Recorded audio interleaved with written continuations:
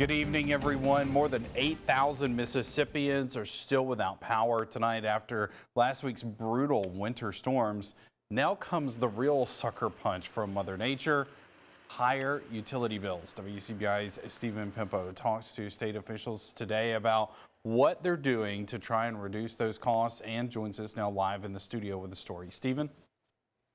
Joey, it's all systems go for the Mississippi Public Service Commission as they work to find ways to help residents who may not be able to afford the extra cost of staying warm during last week's freezing cold temperatures.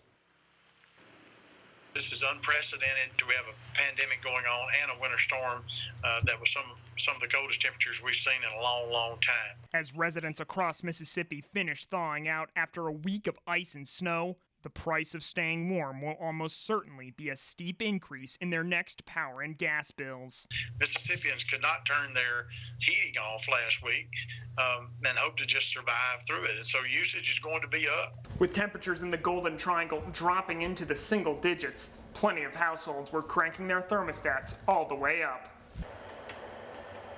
If you've had your thermostat on 68, if the outside temperature is around 68, it's not going to run that much. If your thermostat's on 68 and the outside temperature is 5, it takes a lot more electricity to power that heat in your home. North District Commissioner for Mississippi Public Service Brandon Presley says that while things won't be quite as bad as they are in Texas, we're not going to see anything in our state like you've seen in Texas, where people are getting power bills for $20,000. But there's no doubt there's going to be some increase because there's going to be increase in usage. The increase can still put a strain on households, especially those that have already had financial trouble. Families are struggling. Businesses are struggling. They were struggling before this winter storm hit because of the pandemic.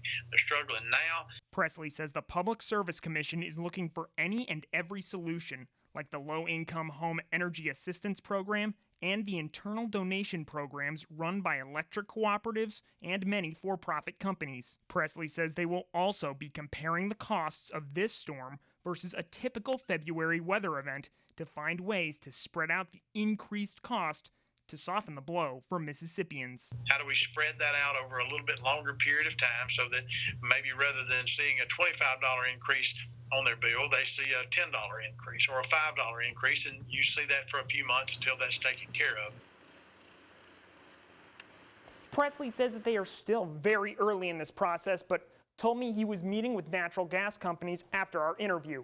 The Public Service Commission has a page on their website listing resources for those needing help with bill payments, and you can find a link to that site on WCBI.com.